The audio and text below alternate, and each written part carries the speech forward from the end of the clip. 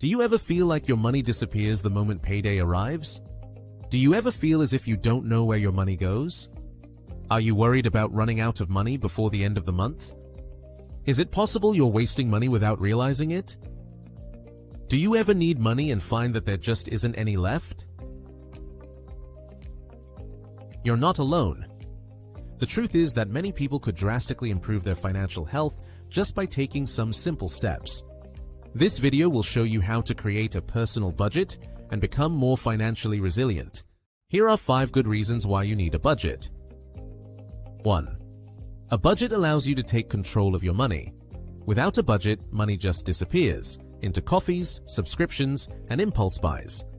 A budget shows you exactly where your money goes, so you decide instead of wondering where it all went. 2. A budget helps you to stay out of debt. Most debt doesn't come from one big mistake. It comes from not paying attention. Budgeting makes sure you live within your means and stop relying on credit to fill the gaps. 3. A budget helps you prepare for emergencies. Life happens. Cars break down, bills appear out of nowhere. A budget builds in an emergency fund, so you're prepared when things go wrong, which sooner or later they definitely will. 4.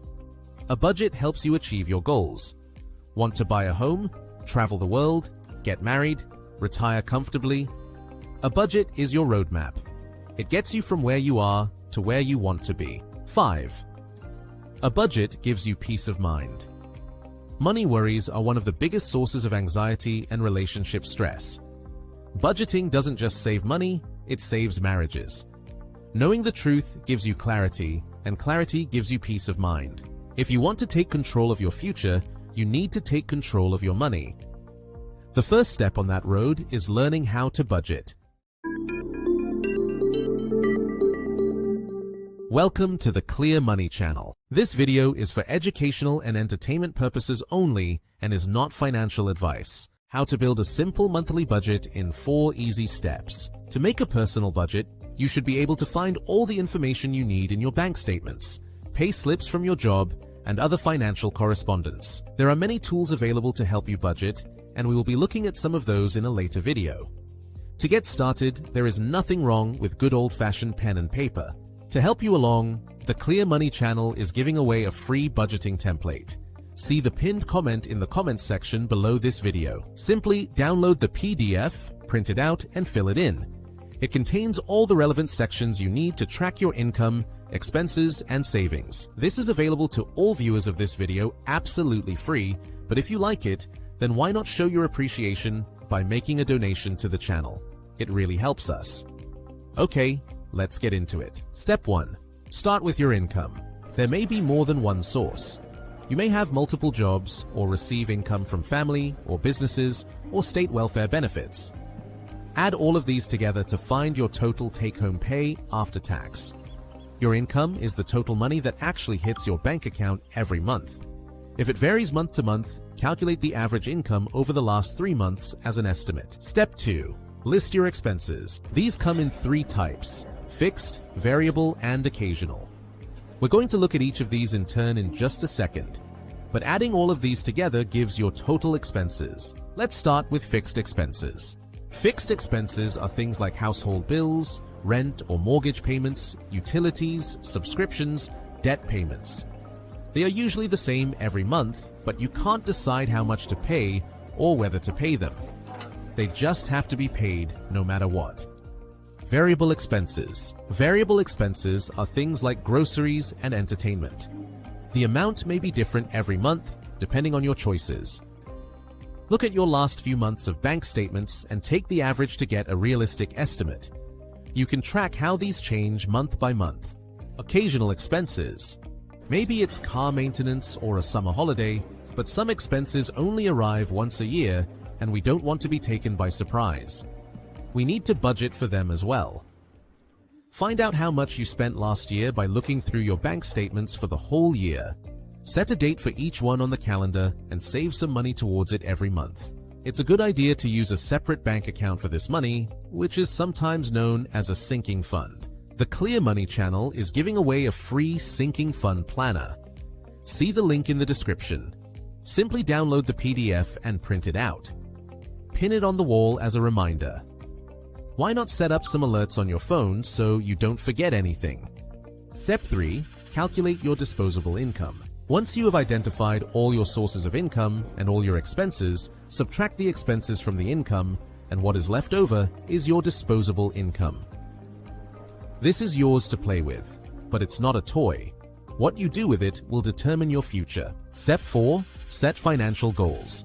Maybe it's paying off debts or saving for something special, but you must have financial goals at every stage of your life. One method is to use the 50-30-20 rule as a guide.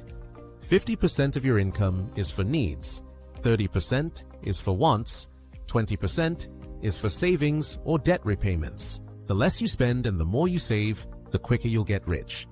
But that's a story for another video. Track your spending. Making a budget is the first step. The real challenge is sticking to it.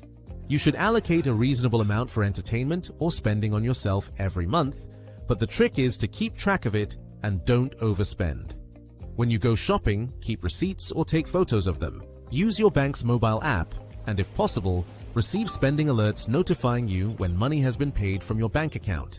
Set a 10-minute money check-in every week to review where you stand. Make sure that you haven't overspent and that any bills have been paid. If you overspend one week, it means you have to spend less the following week. As well as the weekly check-in, have a deeper dive at the end of each month. When you receive your bank statement, go through it, look at every item on it, and make sure you can identify it. This is essential to protect yourself against scammers. Otherwise, someone could take money out of your account and you wouldn't even know it. Match the items up with the receipts you have kept. If there's a transaction on the bank statement that you don't recognize, contact the bank straight away. This is why it's useful to have the receipts. Many banks allow you to download your bank statement as a file. Open it up in a spreadsheet and allocate a category to each item, such as groceries, entertainment, or utilities. This way, you can see what you're spending your money on. Use this information to update your budget for the following month. If you have any money left over at the end of the month, use it to pay off debts or add it to your emergency fund. Don't just leave it lying around in your bank account and don't squander it. Start each new month with a clean sheet. If you do this every month, you can track your spending over the year. How to avoid wasting money. Many people waste money without even realizing it. Here are some of the main culprits. Subscriptions you forgot to cancel. Paying too much for utilities. Credit card interest. Here's how to plug those leaks. As part of your monthly financial check-in, look for ways to reduce costs. Do you still need that TV subscription? Can you cancel it? Do you actually go to the gym very often?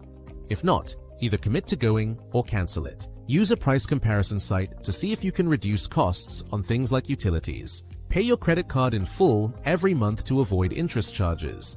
If you can't do that, then don't use a credit card. Try to reduce your expenses as much as possible to maximize your disposable income. How to build an emergency fund.